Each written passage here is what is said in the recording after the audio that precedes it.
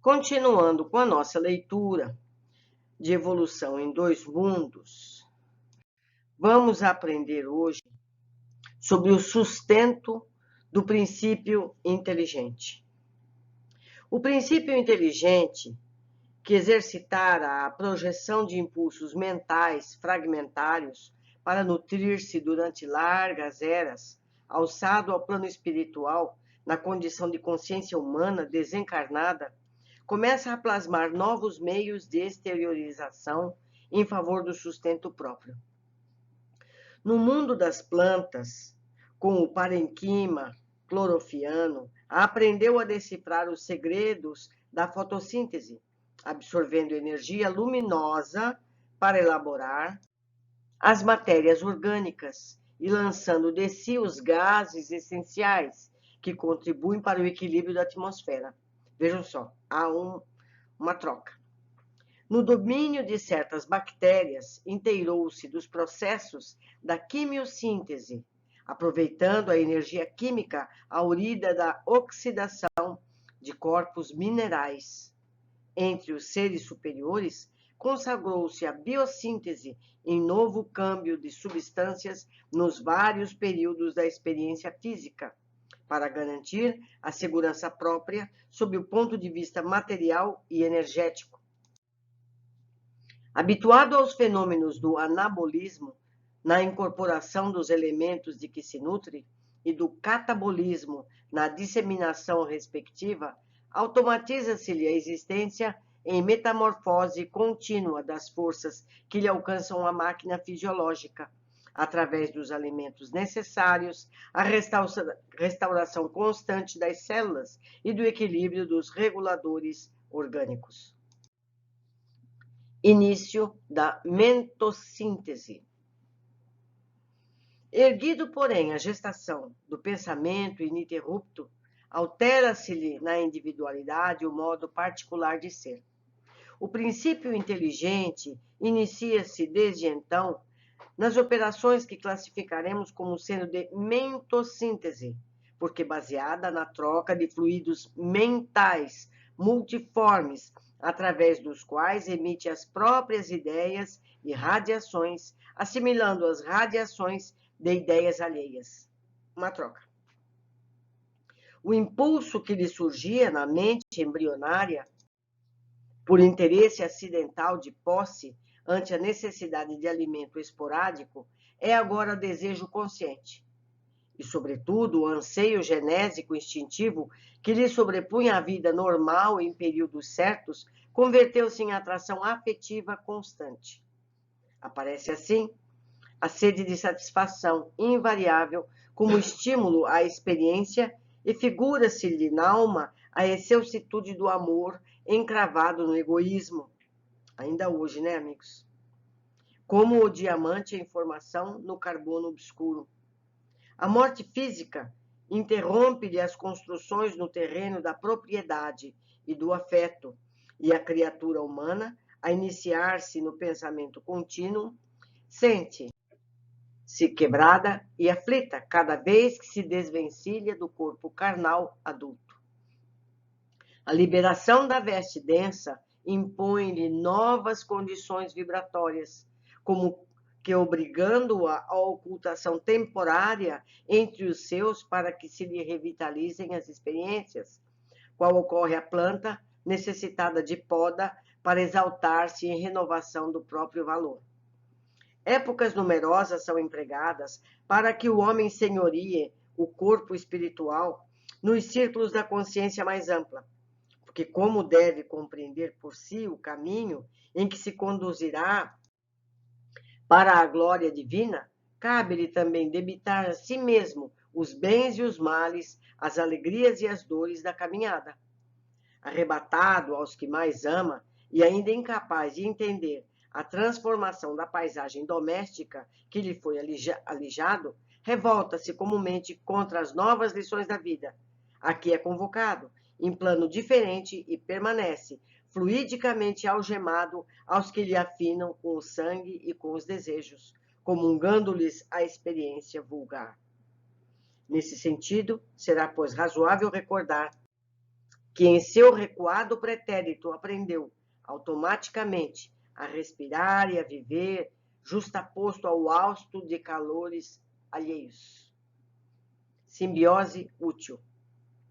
Revisemos assim a simbiose entre os vegetais, como, por exemplo, a que existe entre o cogumelo e a alga, na esfera dos líquens, em que as hifas ou filamentos dos cogumelos se intrometem nas gonídeas ou células das algas e projetam-lhe no interior certos apêndices, equivalendo a complicados austórios, efetuando a sucção das matérias orgânicas que a alga elabora por intermédio da fotossíntese. O cogumelo empalma-lhe a existência, todavia, em compensação, a alga se revela protegida por ele contra a perda de água, e dele recolhe por absorção permanente a água e sais minerais, gás carbônico e elementos azotados, motivo pelo qual os líquens conseguem superar as maiores dificuldades do meio. Entretanto, o processo é semelhante à associação.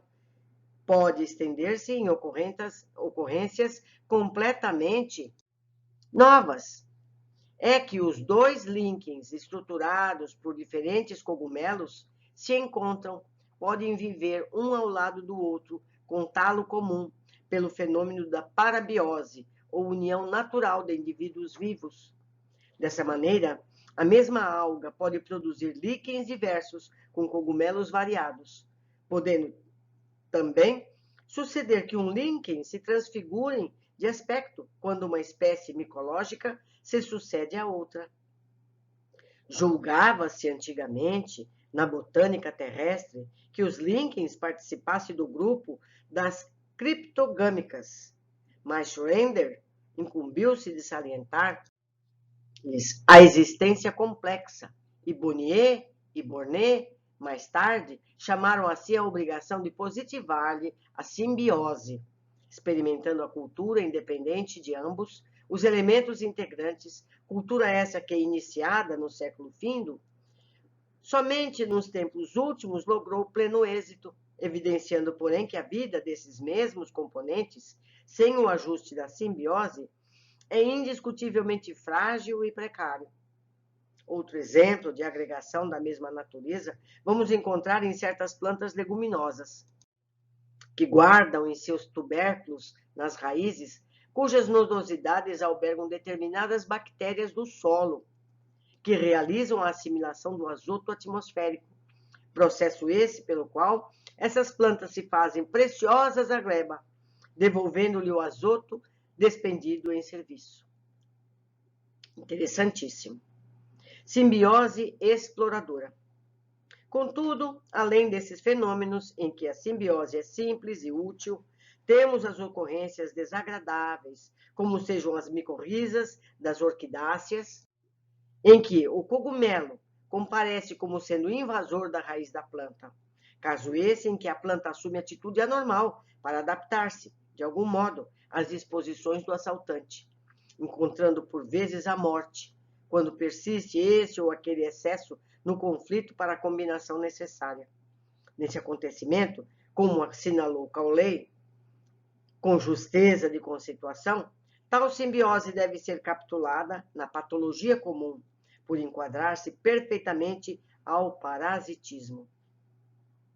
Identificaremos ainda a simbiose entre algas e animais, em que as algas se alojam no plasma das células que atacam, como acontece a protozoários e esponjas, tubelários e moluscos, nos quais se implantam seguras. Simbiose das mentes. Semelhantes processos de associação aparecem largamente empregados pela mente desencarnada, ainda tateante na existência além túmulo. Amedrontada perante o desconhecido, que não consegue arrostar de pronto, vale-se da receptividade dos que lhe choram a perda e demoram-se colada aos que mais ama. A gente conhece esse processo, não é verdade?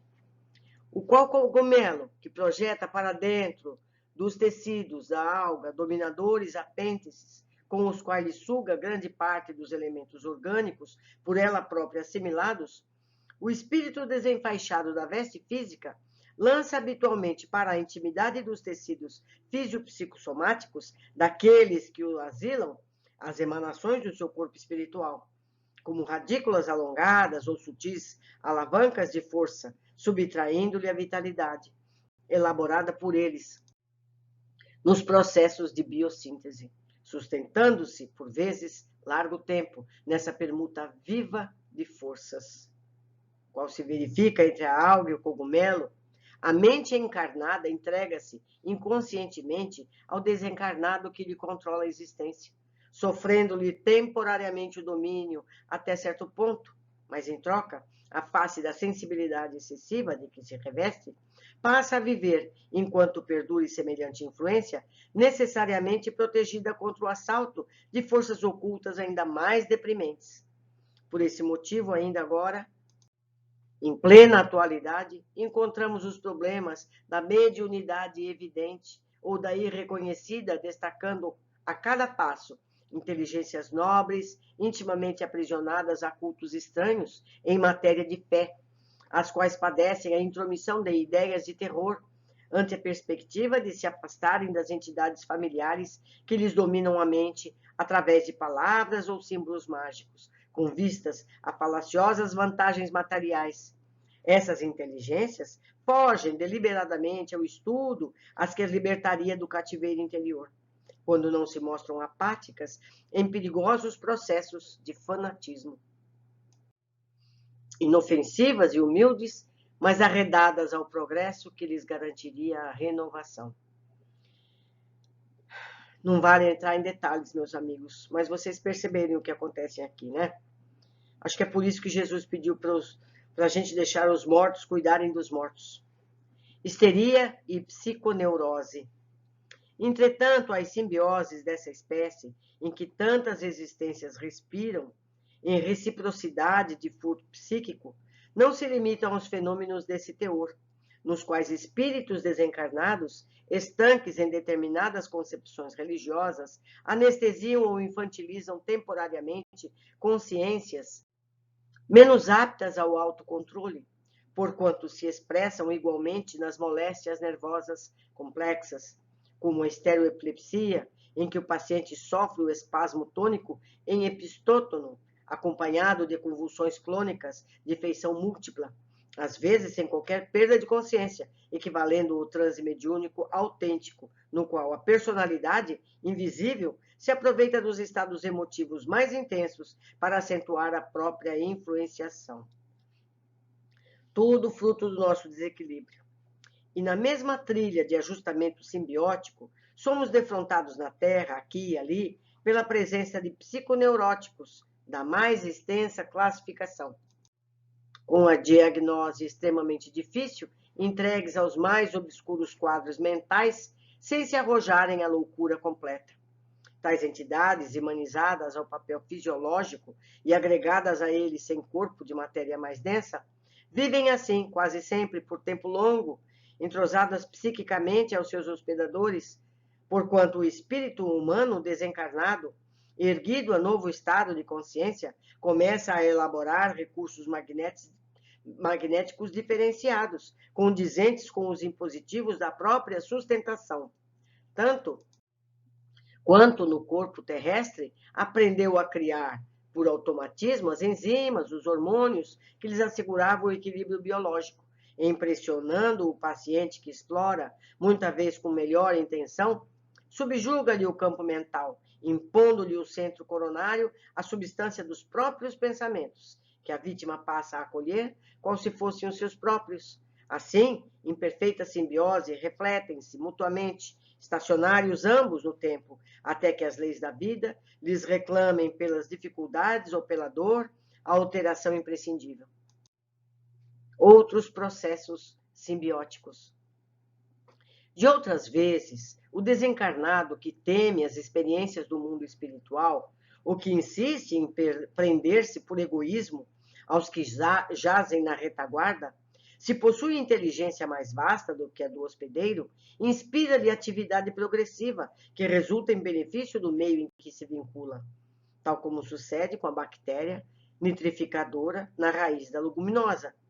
Noutras circunstâncias, porém, efetua-se a simbiose em condições infelizes, nas quais o desencarnado permanece eivado de ódio ou perversidade, enferniça do pé das próprias vítimas, inoculando-lhes fluidos letais, seja copiando a ação do cogumelo, que se faz verdugo da orquídea, impulsionando a situações anormais, quando não lhe impõe lentamente a morte, seja produzindo a atitude das algas invasoras no corpo dos anelídeos, conduzindo-os a longas perturbações, fenômenos esses, no entanto, que capitularemos com apontamentos breves em torno do vampirismo como responsável por vários distúrbios do corpo espiritual, a se estamparem no corpo físico. Ancianidade na simbiose espiritual. Justo assim registrar que a simbiose espiritual permanece entre os homens desde as eras mais remotas, em multifário processo de mediunismo consciente ou inconsciente, através dos quais os chamados mortos, entre aspas, traumatizados ou ignorantes, fracos ou indecisos, se aglutinam em grande parte ao habitat dos chamados vivos, partilhando-lhes a existência, a absorver-lhes parcialmente a vitalidade, até que os próprios espíritos encarnados, com a força do seu próprio trabalho, no estudo edificante e nas virtudes vividas, lhes oferecem material para mais amplas meditações, pelas quais se habitem a necessária transformação, com que se adaptem a novos caminhos e aceitem encargos novos, à frente da evolução deles mesmos no rumo das esferas mais elevadas. Pedro Leopoldo, 16 de março de 1958. Meus amigos, mais uma vez nós podemos concluir que tudo isso que está dito aqui de forma técnica, nós vimos na parte prática em todos os livros anteriores. Não é verdade? Pensemos a respeito. As obsessões, as perseguições, as hipnoses, está tudo aqui esclarecido. Ficamos por aqui com mais esse capítulo. Eu agradeço a companhia de todos e espero todos vocês no nosso próximo capítulo.